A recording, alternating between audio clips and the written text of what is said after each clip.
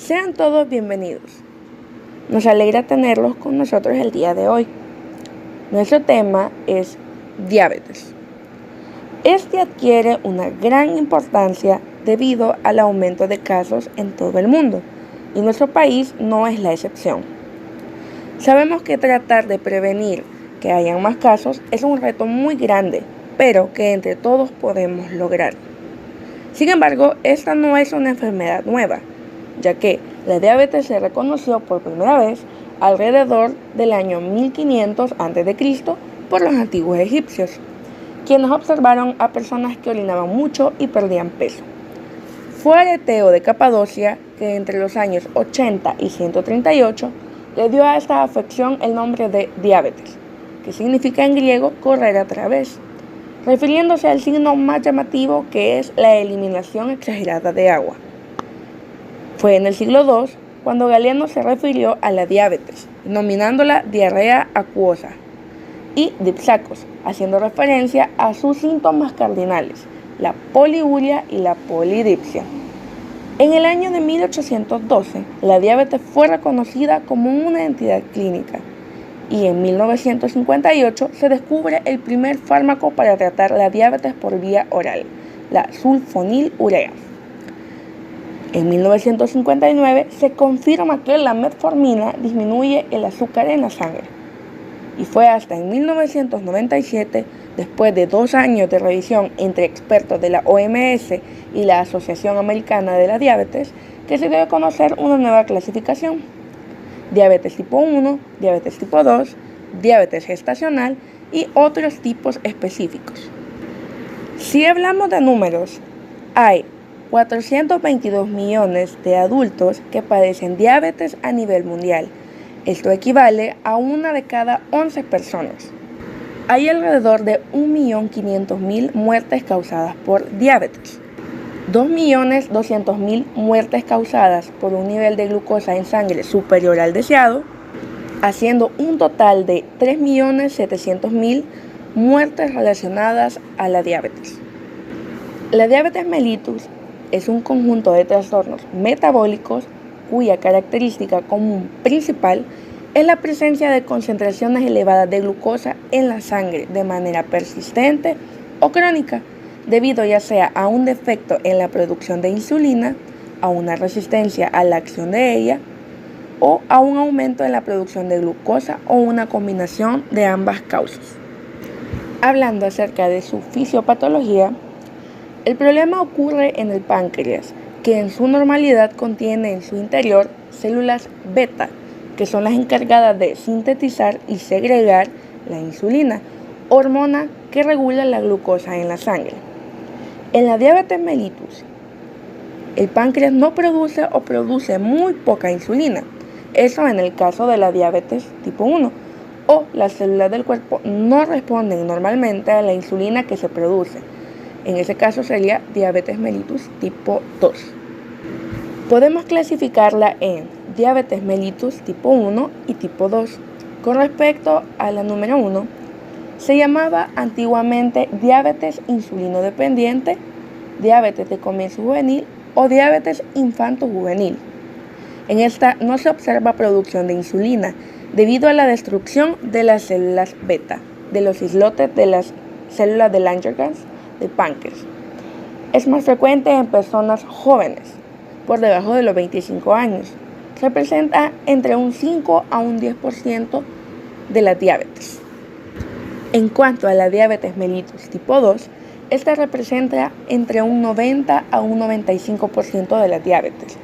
Se caracteriza por una resistencia a la insulina y, al menos inicialmente, en una deficiencia relativa en la secreción de insulina.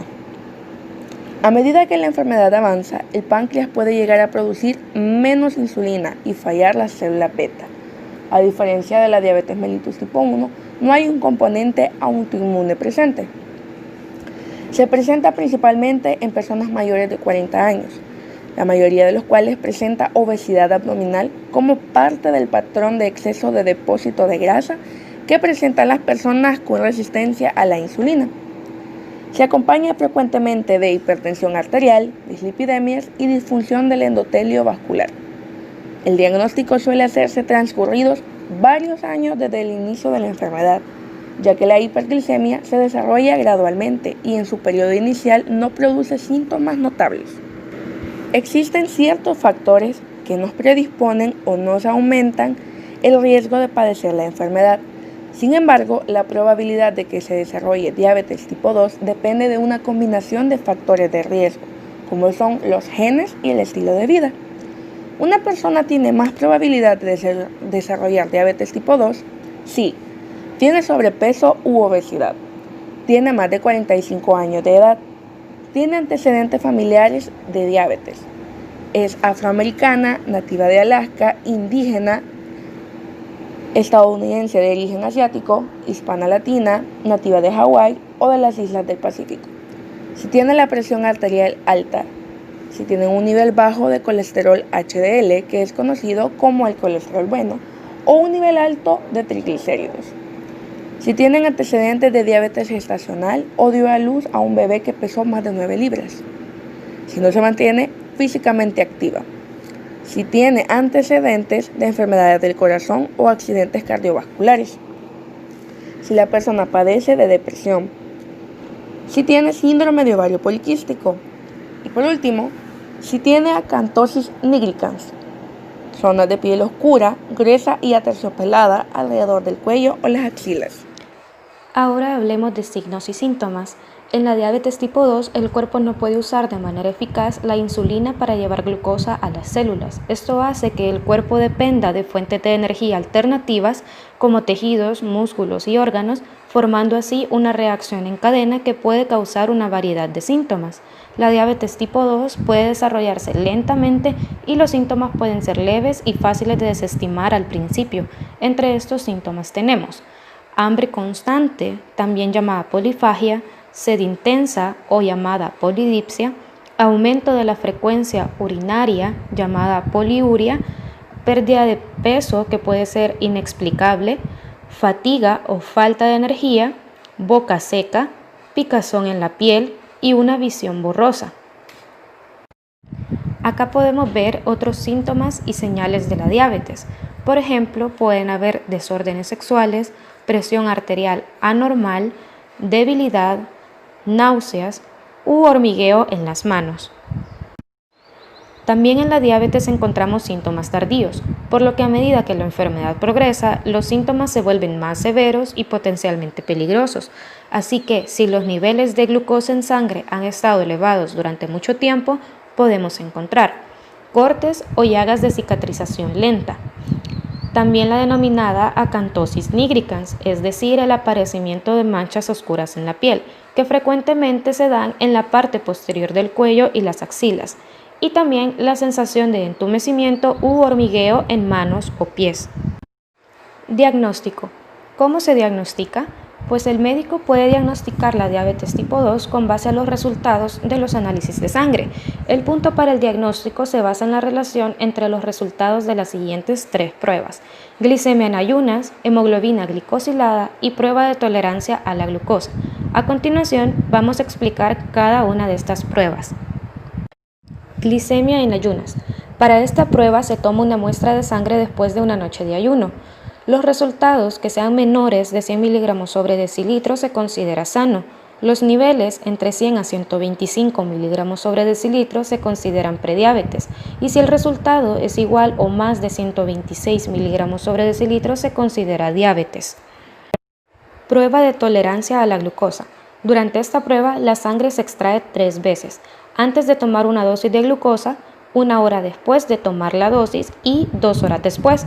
Los resultados de la prueba muestran que tan bien maneja el cuerpo la glucosa antes y después de la ingesta. Si el resultado es inferior a 140 miligramos sobre decilitro, está sano. Un resultado entre 140 y 199 indica prediabetes, y un valor igual o mayor a 200 miligramos sobre decilitro después de 2 horas sugiere diabetes. Hemoglobina glicosilada. Esta prueba mide los niveles promedio de glucosa en la sangre durante los últimos 2 o 3 meses y no es necesario el ayuno para esta prueba. Se considera normal resultados por debajo de 5.6%. Niveles entre 5.7 y 6.4 se considera prediabetes y un resultado mayor a 6.5% se considera diabetes. ¿Quiénes deben hacerse una prueba? Si no presenta síntomas, estas pruebas también se recomiendan para niños con sobrepeso y que tengan otros factores de riesgo a partir de la edad de 10 años y se repite cada 3 años. Adultos con sobrepeso y que tengan otros factores de riesgo y adultos de más de 45 años y se repite cada 3 años. Para continuar hablando sobre el tema, nos haremos la pregunta, ¿qué consecuencias tiene la diabetes? La diabetes tipo 2 puede causar graves problemas de salud al no ser detectada, controlada y tratada a tiempo. Afecta tanto la salud como la calidad de vida de los enfermos.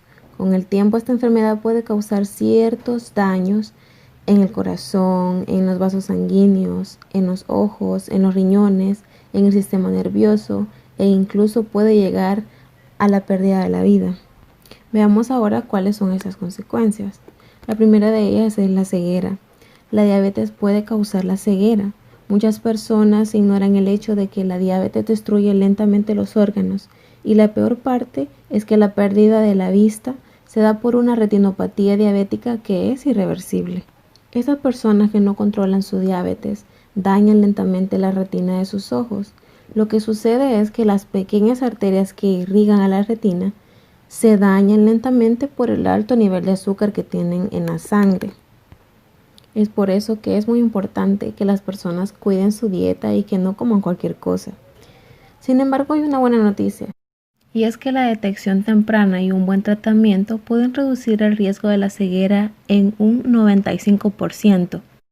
Así que si tienes diabetes, es muy importante hacerse un chequeo ocular cada 6 meses, porque esta retinopatía diabética carece de síntomas tempranos y no avisa cuándo se está produciendo.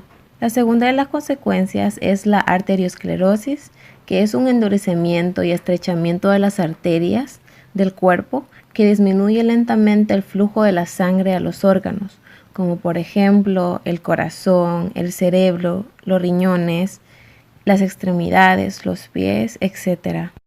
La diabetes es bien conocida por acelerar la arteriosclerosis en los pacientes que no cuidan su azúcar. Los altos niveles de azúcar en la sangre precipitan a la acumulación de placas de grasas en las arterias y estas se convierten en un problema a largo plazo. Esto es muy peligroso para las personas ya que después pueden sufrir problemas con el flujo sanguíneo, disminuyendo lentamente el flujo que llega a su corazón y pueden tener un ataque cardíaco, por ejemplo en este caso. Así también cuando disminuye el flujo sanguíneo al cerebro, pueden causar accidentes cerebrovasculares, lo que a veces puede dejar a muchos pacientes en problemas motores o en silla de ruedas. Los adultos con diabetes tienen un riesgo 3 veces mayor de un infarto a miocardio y un accidente cerebrovascular. Otra de las consecuencias son las amputaciones. ¿Por qué el no cuidarse la diabetes puede llegar a una amputación? La neuropatía de los pies en combinación con la reducción del flujo sanguíneo incrementa el riesgo de úlceras en los pies, infección y amputación en últimas instancias. Las personas ignoran cómo se puede deteriorar cuando no se trata la enfermedad y la diabetes no es una excepción. La arteriosclerosis disminuye lentamente el flujo sanguíneo a las extremidades y daña los nervios que emiten todas las sensaciones como el calor, el frío y el dolor. Es así como los pacientes con diabetes pierden la sensación del dolor y corren el riesgo de poder cortarse, golpearse o lastimarse sin darse cuenta. Esto puede causar una infección rápidamente y lo peor es que si hay diabetes, en cuestión de días o semanas puede llegarse a una amputación de ese miembro. Las amputaciones se pueden hacer, por ejemplo, desde un dedo del pie hasta una pierna entera. Esto dependiendo de qué tan serio sea el problema. Ahora seguiremos con la neuropatía diabética. La neuropatía es una condición en la que los nervios se van dañando y dejan de funcionar correctamente por la enfermedad. Por ejemplo, en este caso, la diabetes. El flujo sanguíneo pobre y una nutrición deficiente no llega a los nervios periféricos y los daña, y provocan graves consecuencias que a veces son irreversibles. En una neuropatía diabética, los pacientes comienzan a padecer sensaciones inexistentes que pueden ser muy molestas, como por ejemplo un dolor cansante, un hormigueo, la falta de sensación en las partes del cuerpo, como el calor, el frío o en zonas donde no hay estímulo de ningún tipo. Este daño de los nervios puede hacer que los hombres tengan dificultad a la hora de tener una erección. Y ahora veremos cómo la diabetes puede afectar a los riñones y causar una enfermedad renal. La diabetes es la primera causa de la enfermedad renal en el mundo. Cuando los vasos sanguíneos se dañan, los riñones comienzan a fallar y a perder nutrientes que llegan a la sangre. Por ejemplo, las proteínas, los minerales, y es necesario que nosotros tengamos esto para mantener una buena salud. Es así como la enfermedad en los riñones puede ser tan terrible y no dar ningún síntoma hasta que los riñones ya están completamente dañados. Cuando los riñones comienzan a fallar, es posible que se experimente, por ejemplo, la hinchazón de los pies, las manos, la cara, un poco apetito, náuseas, debilidad e incluso vómito. Y otras cosas que empeoran la insuficiencia renal puedan requerir diálisis frecuente para filtrar todas las toxinas que se tienen en la sangre. Es realmente triste ver que los pacientes están conectados a máquinas 3 veces a la semana para poder filtrar la sangre, como solían hacerlo sus riñones sanos. Así que tenga mucho cuidado y controle la diabetes. Además de afectar los riñones, esta enfermedad puede también afectar al corazón, causando así enfermedades cardiovasculares. La diabetes aumenta drásticamente el riesgo de padecer problemas cardiovasculares, incluyendo por ejemplo enfermedades de las arterias coronarias, con o sin dolor de pecho como la angina.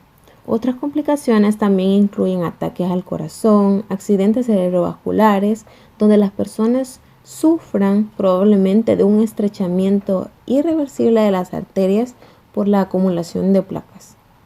En resumen, si tienes diabetes, es mucho más probable padecer de una enfermedad cardíaca. La séptima de las consecuencias es la enfermedad del Alzheimer.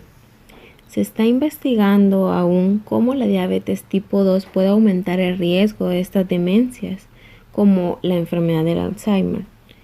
En los últimos 2 años, los investigadores han notado que cuando más pobre es el control del azúcar en los diabéticos, mayor es el riesgo de padecer enfermedades mentales.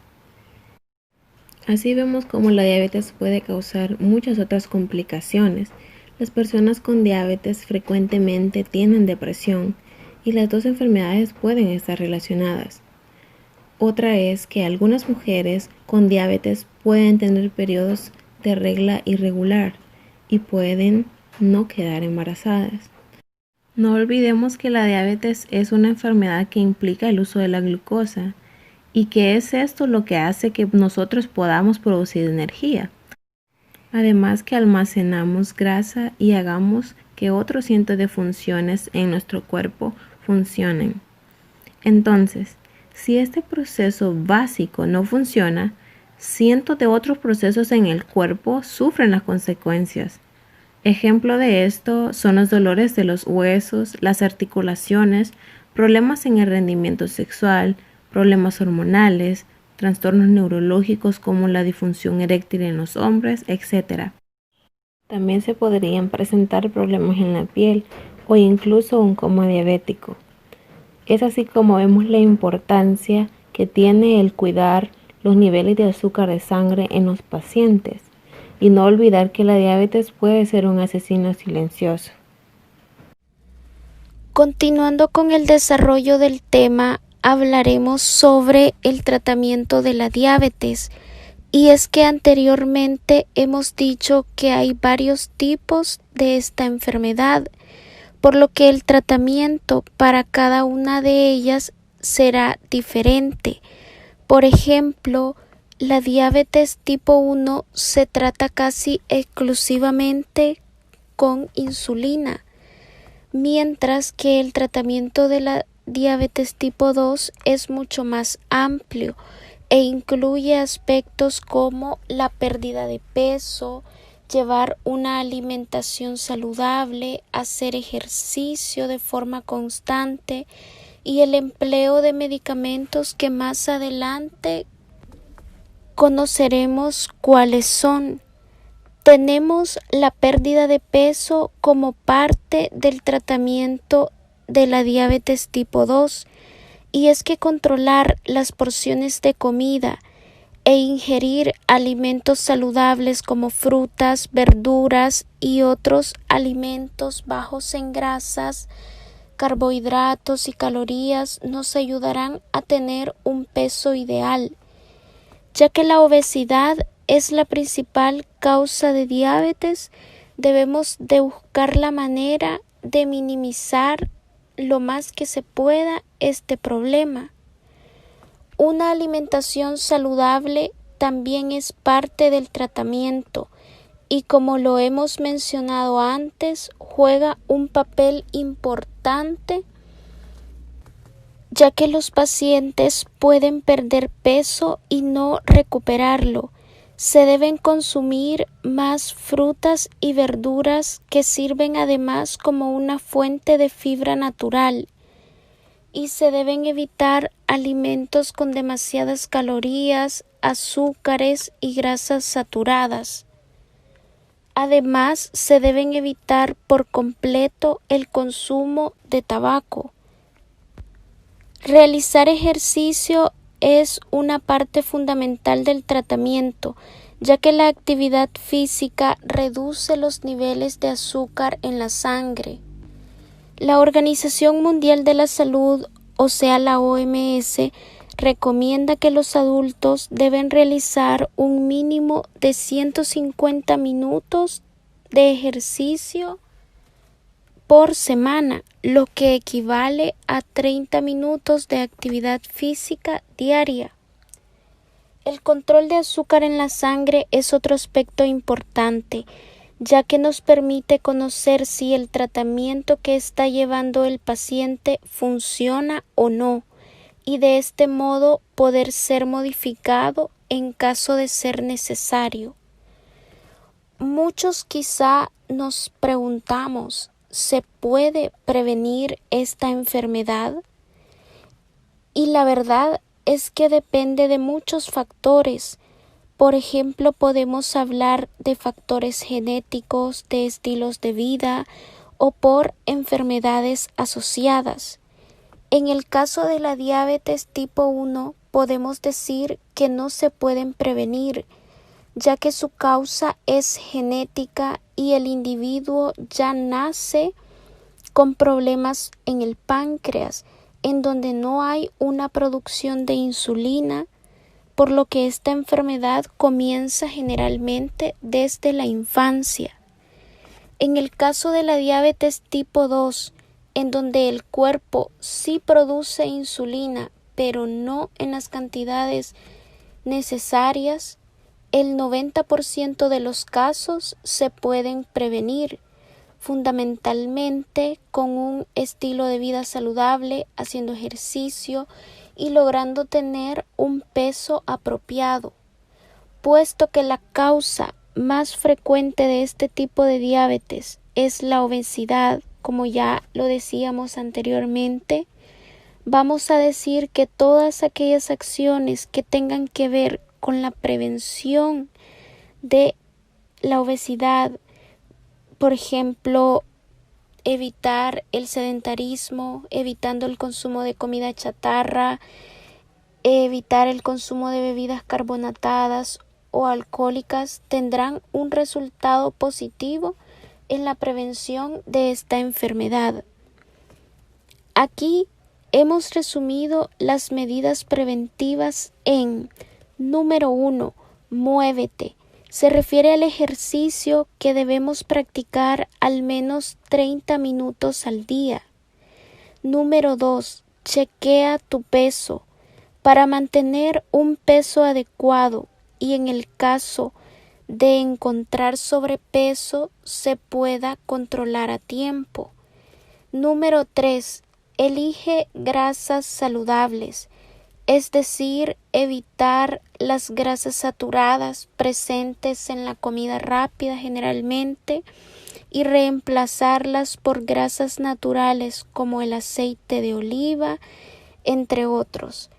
Número 4. El consumo de granos enteros como el trigo o la avena, que son fuente de fibra natural y que